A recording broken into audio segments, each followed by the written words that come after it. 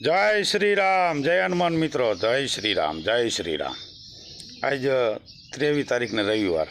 હવે મિત્રો મારે એક તમને વાત કહેવાની છે, સાચી છે ખોટી છે।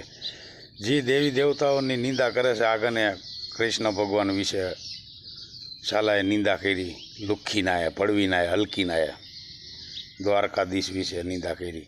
તો મિત્રોને મારે એટલો જ સવાલ કરવાનો છે, સાચું છે કે ખોટું છે એ કહીજો મને। કે જે દેવી દેવતાઓની નિંદા કરતો હોય એ એની બેનની દલાલી ખાતો હોય કે ન ખાતો, એની બેનને દલાલી કરાવતો જ હોય।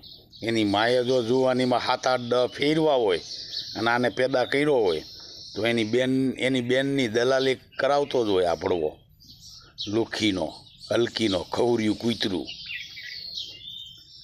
એટલે સુધરી જા, તારી બેનની દલાલી કરી બરાબર છે એ ખા, સમજો। અને દેવી દેવતાઓની નિંદા કરવાનું